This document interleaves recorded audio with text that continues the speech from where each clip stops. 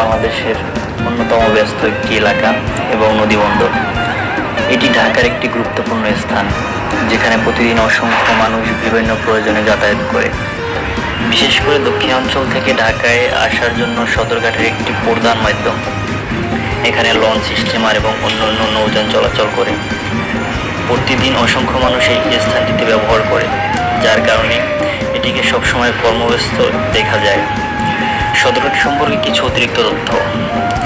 ঐতিহাসিক গুরুত্বপূর্ণ সদরঘাট একটি ঐতিহাসিক স্থান, যা বহু বছর ধরে নৌ যোগাযোগের কেন্দ্রবিন্দু হিসেবে কাজ করছে। নৌ রুট, এটি দেশের বিভিন্ন অঞ্চলের সাথে নৌপথে যোগাযোগ করার জন্য একটি গুরুত্বপূর্ণ স্থান। ব্যবসায়ের কেন্দ্র, সদরঘাট শুধু যাত্রীদের জন্য গুরুত্বপূর্ণ নয়, এটি একটি বড় ব্যবসায়িক এলাকাও। এখানে বিভিন্ন ধরনের পণ্যের বেচাকেনা হয়। যানজট, সদরঘাট এলাকায় সবসময় মানুষের ভিড় থাকে, যার কারণে যানজট একটি সাধারণ সমস্যা। সাংস্কৃতিক বৈশিষ্ট্য, সদরঘাট এলাকাটি বিভিন্ন সাংস্কৃতিক ঐতিহ্যের মিলন মেলা। পর্যটকদের আকর্ষণ, সদরঘাট তার প্রাকৃতিক সৌন্দর্য এবং ঐতিহাসিক গুরুত্বের কারণে পর্যটকদের কাছে একটি আকর্ষণীয় স্থান। আপনারা সবাই জানেন, সদরঘাট বুড়িগঙ্গা নদীর তীরে বহু বছর ধরে অবস্থিত। সদরঘাটের আজকের এই রূপ আগের রূপ এক নয়।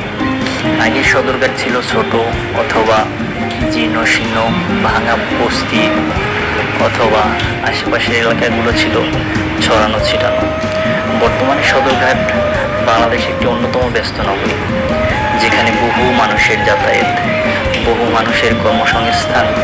এই সদরঘাট ঘিরে আছে অসংখ্য মানুষের জীবনযাত্রা, যা প্রতিদিন তাই গন্তব্যস্থানে পৌঁছাতে সাহায্য করে।